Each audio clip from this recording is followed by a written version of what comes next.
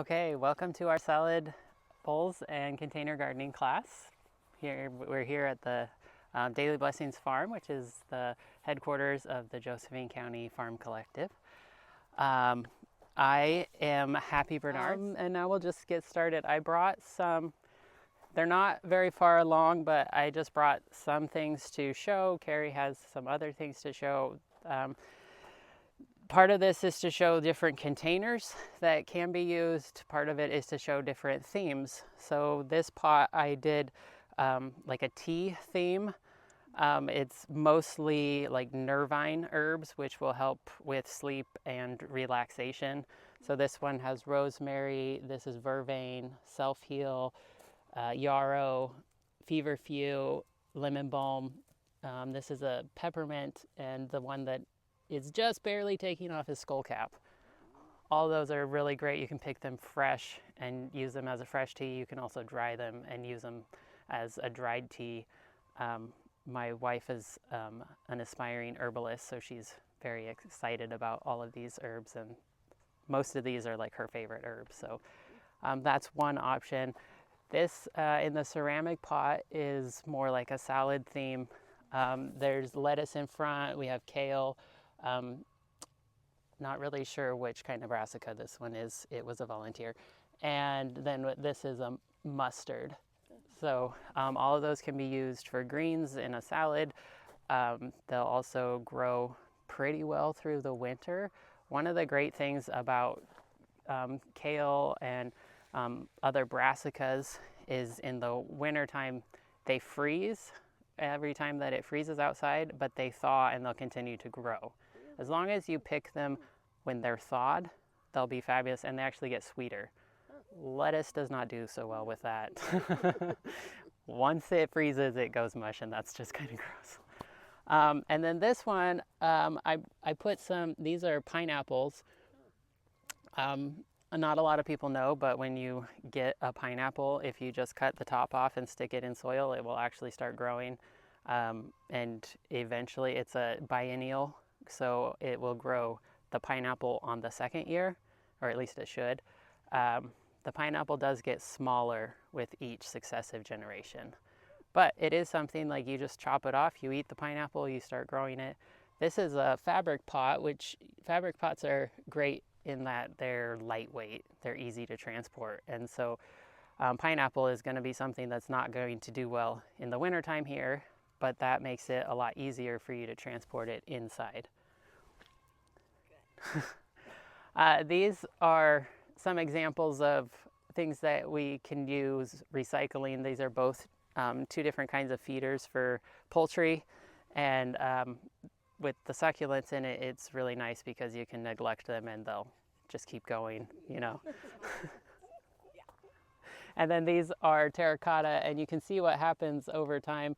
This chip right here is probably because it was moist and froze, and then it cracked, which is often a thing that happens with terracotta, which I'll talk about in a little bit. So then I want to talk about the different materials specifically.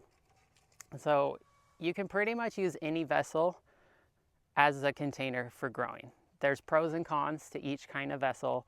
And one of the things that you really want to focus on is like, what is the point? What is your purpose in using a container? So if you want to be able to transport it inside over the winter, then you might want to think about, is it lightweight? So like ceramic pots are great. They look really nice. They're also very heavy. You know, these days they're making plastic pots, which there are some that are a lot nicer. So that's a lightweight option to replace the ceramic, but still looks nice. There's a lot of these grow bags, which are being used quite frequently. They're really nice for a time. What I've noticed is they break down rather quickly, especially the seams. So this has handles, which makes it nice for transporting. And after 2 or 3 years, those are what rip first.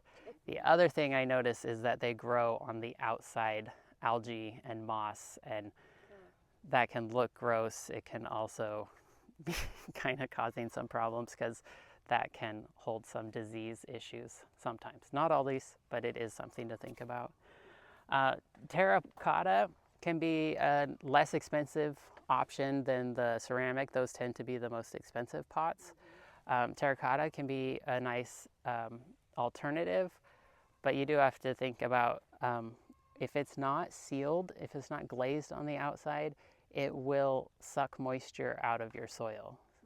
The same thing happens with wood. When I was in California, I grew in wine barrels. I was in wine country, so wine barrels were really easy to come by, and they take a lot more water than like a ceramic pot does. But they are less expensive. They're also going to be heavy. One of the things that, like I was saying, that this cracks, the ceramic will do that too. Because they have so many pores, it can trap water inside the pores of the vessel, the ceramic itself.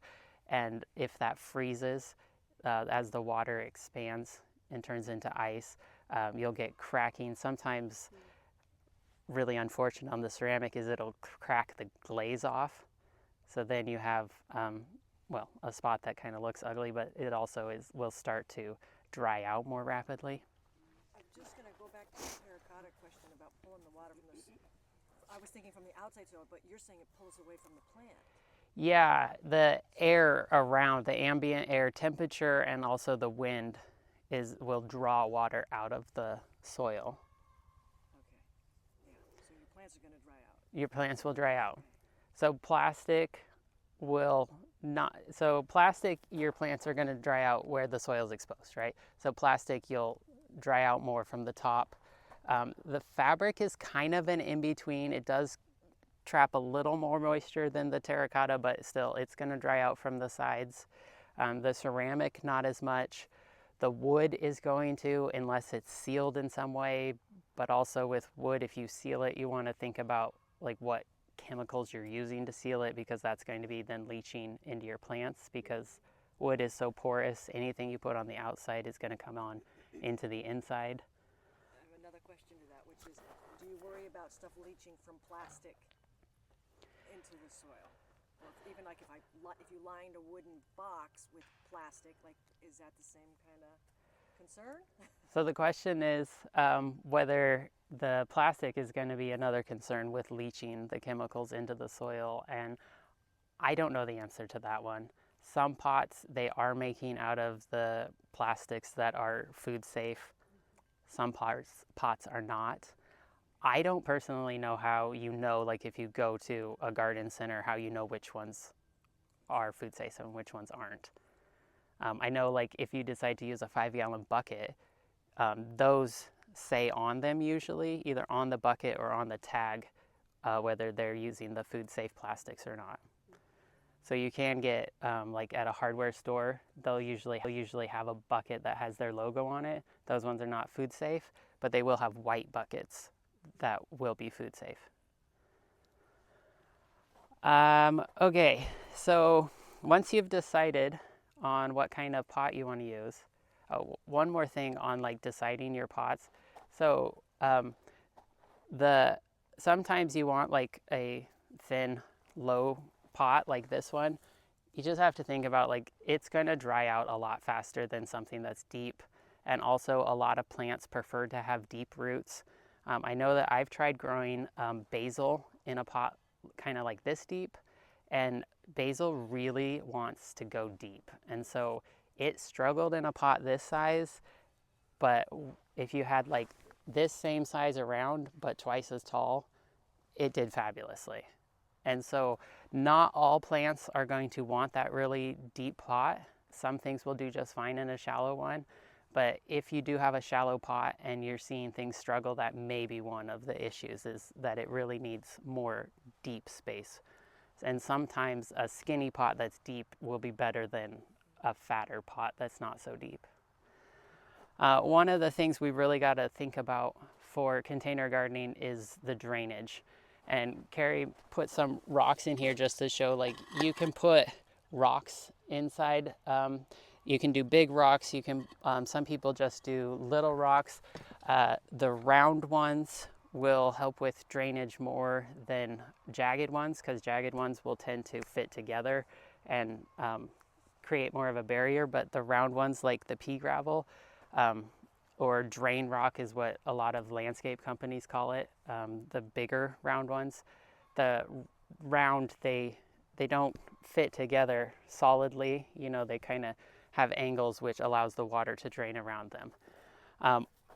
Any pot that you choose, you probably want to have holes in it, because most plants don't like wet feet. So you want to make sure that water can drain out the bottom. There are some exceptions. Usually those are like indoor plants, like your, totally eluded me, orchids. Like orchids, you're usually watering them with a spray bottle instead of watering into them. And so they're usually sold with no hole in the pot for that reason. Some indoor plants, like, you're not watering them as frequently, so you can put water in there and not have the drainage hole. But most gardens, like, you're gonna want that drainage hole, because you wanna make sure that the soil is getting really soaked and that it stays nice and moist. If your pot is sitting on the ground, sometimes that hole in the bottom will get plugged up. So there are feet that are sold that will hold the pot just up above the ground. You can also just use bricks, rocks, anything that will just elevate it so that the water can drain away. It's going to be really important for certain plants, and that's something that you'll get to know as you garden. But some plants absolutely need that draining. Can you use saucers under the pots? So you can use saucers under the pots. That is going to hold the water there. So it just depends on, if you're not watering frequently, that can be a good option. I see, yeah. But there are some things, like my wife grows the scented geraniums. Geraniums like to dry out. And so that saucer is not such a good idea, because it's going to hold so much more moisture. So it's thinking about what you're wanting to plant. There are some pots that look kind of like this, where they have that space at the bottom to hold it, and there's like space to drain. Another thing you can do is, if you put the rocks at the bottom and then you have a saucer underneath, you have that drainage, and then the water can slowly be soaked up. The rocks really help with that drainage. And then the saucer, you know, it will help if you have a patio. You won't get those rings where all of your pots were. Or if you're having them inside your house, saucers are really good so that you're not, you know, spilling water all over the place. But the drainage is something you really want to think about. So I would suggest, if you're using a saucer, you're also using rocks at the bottom of your pots.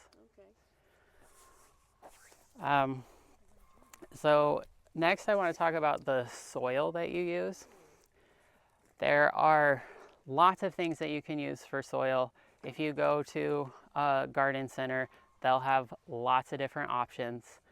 You want to, if you're buying your soil, make sure that it says it's for containers, because it will have some things in the soil that create structure that allows for airflow and some drainage. Perlite is often what it is, and it's the little white things. So all of these little whites, they're basically exploded rocks, so that they have lots of air space. They can hold moisture and they can hold air. If you want to create your own soil, which is usually what I do, you can do that with a lot of different things. You can use compost, you can use some garden soil, but one of the things you want to think about is, if you're using the garden soil, sometimes that's going to compact.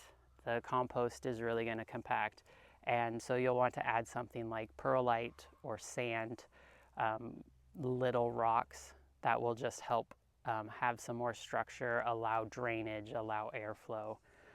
Another thing to think about if you choose to use your own soil, we can see over here that I have some weeds.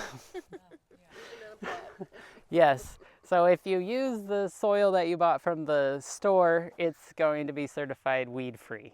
If you choose to make your own soil, which I often do, it's not certified weed seed free, and sometimes that can be a problem, sometimes not as much. It depends on what seeds you get. So it's just something to think about. Fertility is always going to be an issue in a pot because anything that is anything that grows up out of the pot is taking fertility out of the soil, right? Because you have to use the nutrients in the soil to grow the plant. And then you're probably taking that plant, and if it's food, then you're eating that plant. If it's like dead leaves, you're taking those off and moving them away, so nothing's being put back into the soil. So you always have to be thinking about fertility. Also, as you're watering, fertility is going to be leaching out of your soil. Sometimes you can see this because your water will be brown, and that is all of your nutrients. So if you can, you want to get a potting soil that has some nutrients already in it. If it's an organic potting soil, it's going to have things like bat guano, maybe some compost. It might have feather meal, bone meal. When you bring your pots home, like get them all set up, you'll want to fertilize probably about once a month, depending on what kind of fertilizer you use. Any garden center, you should be able to find fish emulsion, seaweed, liquid seaweed, the bone meal, the feather meal, blood meal. There are also slow release granulated organic fertilizers, and those are nice because you put them on top of the soil or mix them into the top of the soil, and every time you water, they're going to release a little bit of nutrients. The last section we want to talk about is water, light, and temperature. So most plants want to be moist. There are very few plants that want to be wet, and there are very few plants that want to be dry. So you really want to keep it kind of an even keel, trying to get into a routine of water, certain consistency, like once a day. You don't want to overwater because you're going to have that leaching. You'll also get just bogged down soils. So I personally, in my garden, in my pots, I'll just, feel it. You stick your finger in about an inch down. If you can't feel any moisture an inch down, then you probably need to water. The tops of the soil is usually going to dry out, so that's not a good indicator. You really want to get about an inch down. And if it's dry, let's just water a little bit. You don't want to go crazy, but I usually, like a pot this size, I'll water like for about 5 seconds, just to count to 5 and then move on. And that's usually on a daily basis with the temperatures we have around here when it's outside. If you have it inside, you're not going to be watering as much because you don't have the heat that we have outside. You also don't have the airflow, so it's probably not evaporating or getting used as rapidly. The light is going to be really important depending on what you're growing. If you're growing a salad bowl, like the things that we'll be putting in the salad bowls at the end of this class, those are going to be full light plants.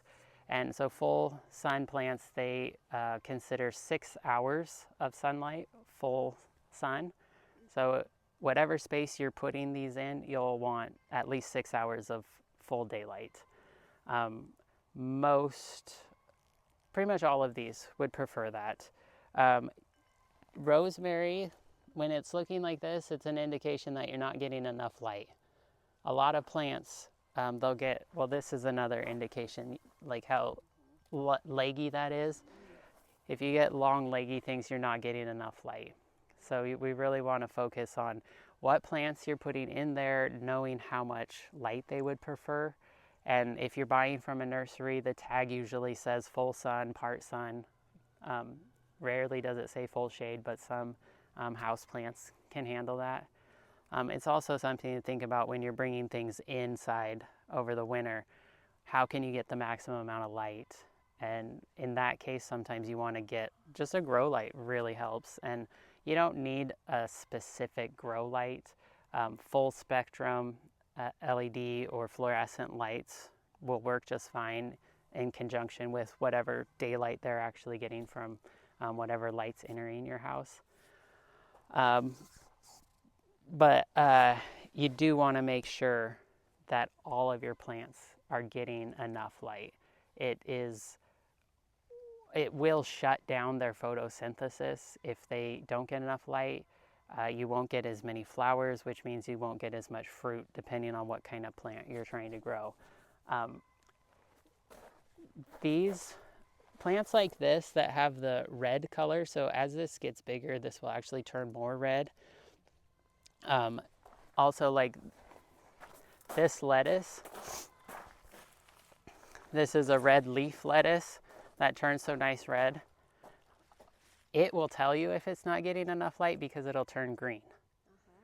So that's another thing you can look for as an indicator. If your red leaf lettuce is green, you need more light. It's when I was working on my family's farm, we would order lettuce sometimes when we had a lull in our production, and I'd order red leaf lettuce and it would come like the tips are red, but it's green leaf lettuce because they grow it under shade. And then the last thing we want to talk about is temperature. All plants are going to have temperature requirements. Usually on your tag, you'll have like a hardiness zone, and that tells you like how cold they can get. It also kind of tells you, if you think about like where those zones are, like how warm they want to get. Most plants kind of shut down when it gets higher than 90 degrees. So if you have plants outside when we are having these 100-degree days, if you can shade them in some way, it will really help. And like shade cloth like this, the white stuff that's translucent, it'll disperse the light. It'll also, so it'll allow some light to penetrate, but it'll offer shade, which will cool down the space. And it's amazing how significant a difference that can make. When I was in Ukiah, it was like basically just 100 degrees every day during the summer. And I just took like gunny sacks, that burlap material, because it's got all the holes through it. So I just had, they're coffee bean sacks. So if there's a coffee roaster in the area, you can get those, or places that sell ceramic pots, they often pack the ceramic pots in those bags. So you can get those at those places. Sometimes like Ace Hardware has them. But I would just make these little shade covers. Each of my containers had its own little shade cover. And it's amazing how big of a difference it made. But, you know, if it's 100 degrees, plants do not like that. And so we just need to give them a little bit. It cools the air temperature. The sun scald gets really bad when it gets hot. And, you know, each little stressor on your plant kind of adds on top of each other. So if we can just alleviate one thing or two things, like it really helps the plants a lot. And I guess I lied about the last thing because this is the last thing.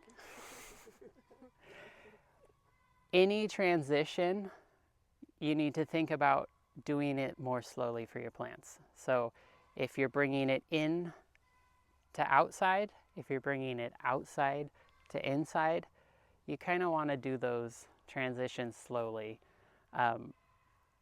If you're bringing it inside to outside, you're probably having a change in light. So you're getting a lot more light when you bring it outside. You're also getting temperature fluctuations that you weren't getting inside. So it's going to get colder and it's also going to get hotter. And those are just stressors that are going to cause problems for your plants. They'll probably get over it. And if you can alleviate that, we want to try and do that. So one thing we can do, if we're bringing it outside, then put it close to the house, because the house will help mediate the temperatures. And then you can move it a little bit further away after a week, and then a little bit further away. There's also, like this is a type of row cover. There's different kinds of row cover like that you can get at garden centers. And it will, you can place it around, kind of make like a little greenhouse around your container. That will help with diffusing the light, and it'll also help kind of mediate the temperatures a little bit. Sometimes in those transitions, you need to pay attention to the watering, because sometimes they're going to need a lot more water, sometimes they're going to need a lot less. So anytime you're making those transitions, pay attention to what your plant is asking for, because it's going to change. And anything that you can alleviate is going to really help. So if we take these home today and we're getting the colder nights, are they okay outside right now? They should be, because they've all been outside. Okay. So it's more, if you had it growing in a greenhouse and now you're going to grow it outside, you want kind of a transition zone. But these have all been outside. The bigger ones came from garden centers, so they've been more outside than this space. But they are all hardened off and should be just fine moving to a new location. The only caveat I would say is if you're putting it in full sun, that might be an issue.